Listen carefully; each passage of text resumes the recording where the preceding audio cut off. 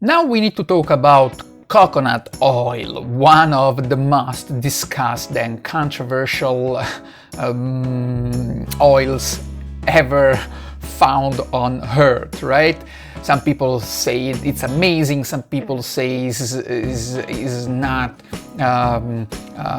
sustainable, some other people love it, some other people hate it. Okay, we don't go into all of those debates. We try to take some elements, just putting the focus on how coconut oil is traditionally used for the health of pets, for the health of dogs, I should say, because most of the dogs also are not necessarily pets, but are also dogs in the street are also treated by volunteers and other people, organizations, with the use of coconut oils.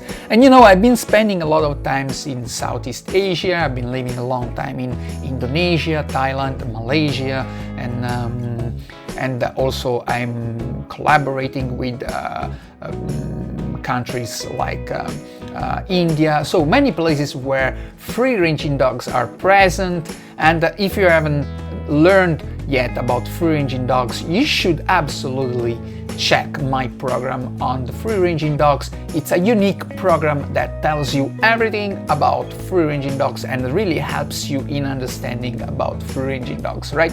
But back on track, I was saying coconut oil is also very like a jolly, you know, when you play cards and you have the 1, the 2, the 3, the 11, the king and so on, but also you have the joker, right?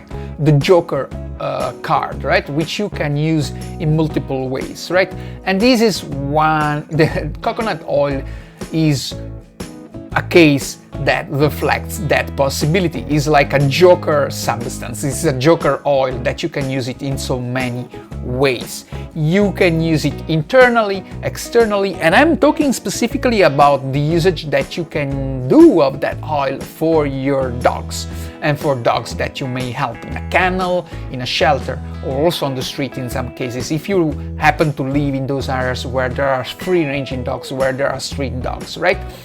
Coconut oil is a very versatile, fungible oil.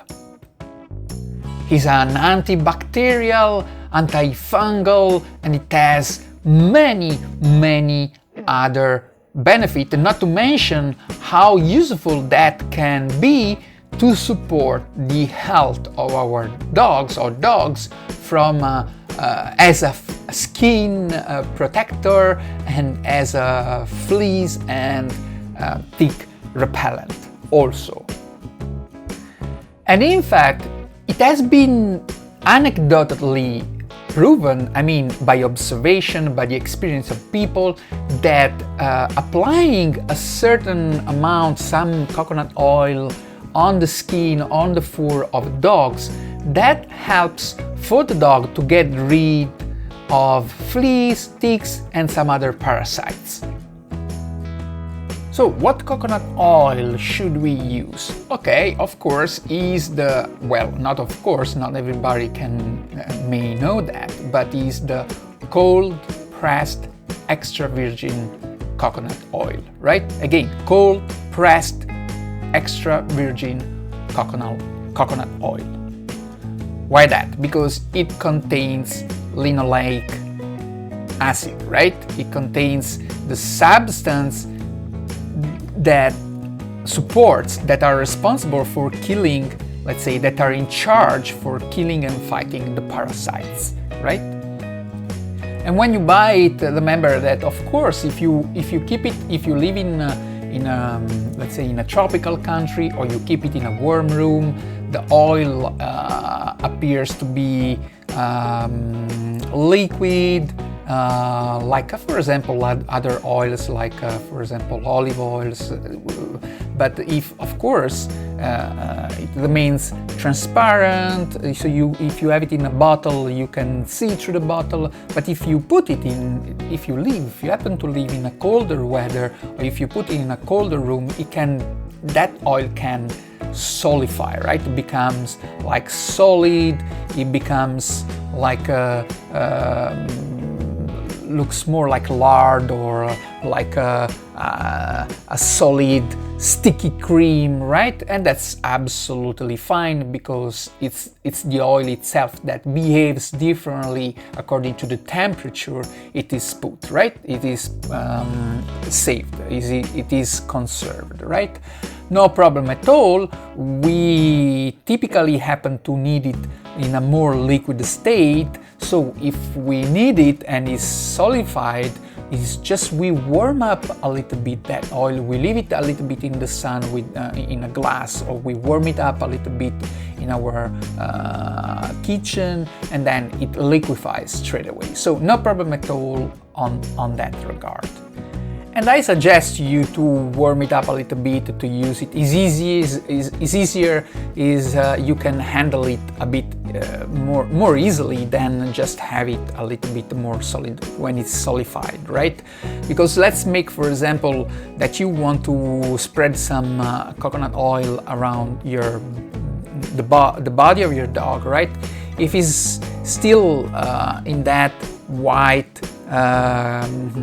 sticky form, then it may not spread in a way that is genuine, homogeneous all around the body. It may still remain in some pieces somewhere under the fur, right? If we warm it up a little bit and it becomes very oily, it gets spread very well all around the body, all around the fur of your dog, right?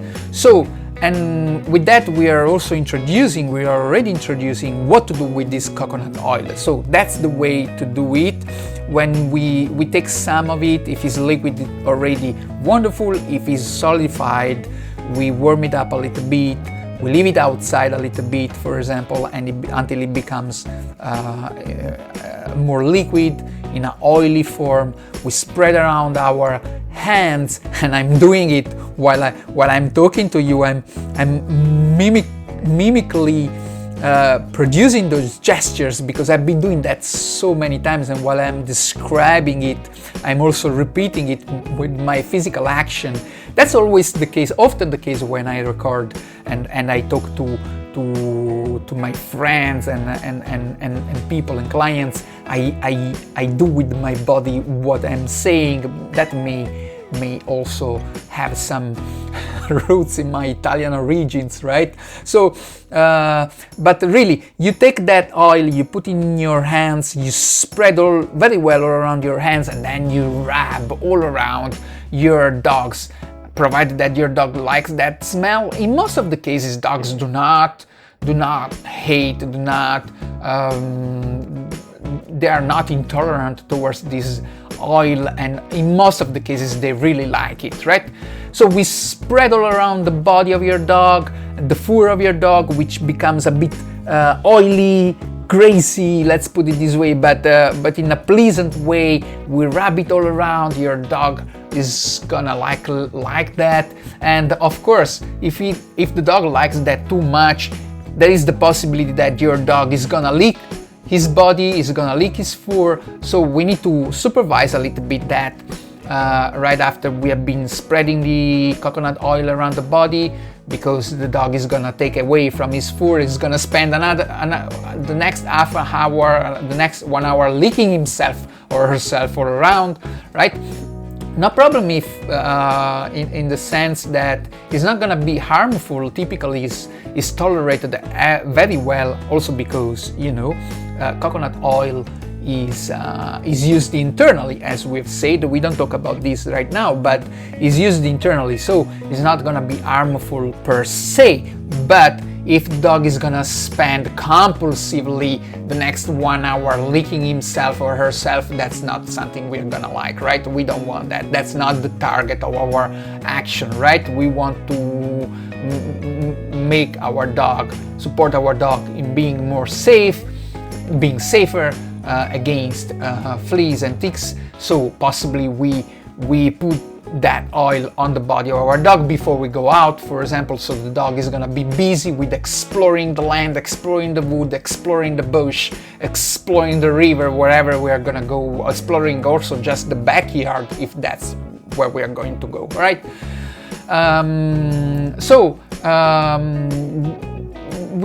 That requires a little bit of extra attention from us, so we spread all the oil around the body of our dog, or our furry friend, or our lovely companion, and we supervise a little bit right after, so we are sure that the dog is not gonna ingest the oil. The other problem that may happen is that when a dog starts licking himself or herself, it's not the oil per se, but it's the fur that comes with the oil by themselves licking, right? So some dogs have been reported to have accumulated a lot of fur in their stomach, and that caused some problem because they were leaking a lot themselves in a period maybe where they were changing their fur, or they were losing a lot of fur, right? Or maybe some dogs, they just lose continuously some fur, some hair, right? So and so that may become dangerous in that sense, not for the oil per se, but because of the fur that comes with this continuous leaking activity. So I say again, supervise your dog when you put the oil all around the dog, because it's so yummy for some dogs. They can spend half an hour after you've been spreading the fur around them, the oil around their fur, licking themselves. So supervise that, and actually the best way is to just do it right before going outside. So you do it, the dog is very relaxed, very happy, very wonderful scent around her or him, because there is this coconut oil. You also like it, so you're also happy. You go out, you're gonna enjoy more the walk, the exploration of the environment, knowing that you both are very carry a very good scent, and also you're more protected from fleas and ticks. If you have a dog, if you work with dogs, if you love dogs, and you are interested or passionate about natural care, you must go throughout this program. Fleas and ticks are an issue, a bad issue, no wonders about that, right? Not just they may come around our dog friend, but they can also colonize our space, apartment or villa, and this is really something we do not want. And hey, they can jump on humans too, representing a critical threat to our own health and that of our family members. So, not just we want to prevent for fleas and ticks to show up, but we also want to know how to get rid of them if they happen to already be around.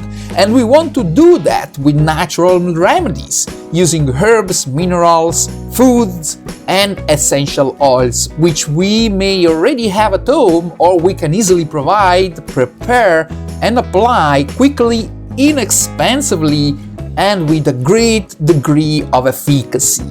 And all of that in full respect of the environment, of our dog health and our own health, for we do that by using natural products. And here's some example of what you learn in this program. What ticks and fleas do, how they work, how to identify them, how to prevent for them to come around your dog, your place, and you keep them away, how to remove them, how to trap them, how to create those natural remedies with herbs, essential oils, foods, and minerals inexpensively and in respect of the environment, how to apply easily and with efficacy those formulas.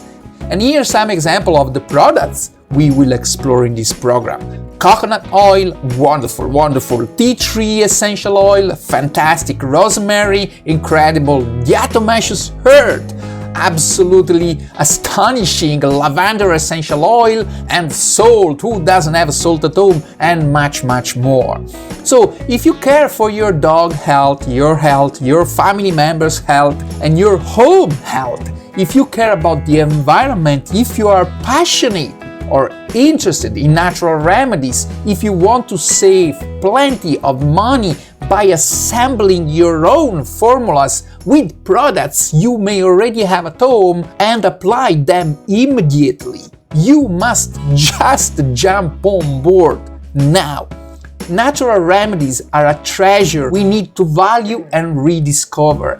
That is why here we put together science and hands-on experience, and we combine everything with knowledge, care, and passion. Look, this program is so easy to navigate, so straight to the point, so fun, so useful for every dog person, dog parents or dog owners if you prefer, dog caretakers, dog sitter, dog worker, dog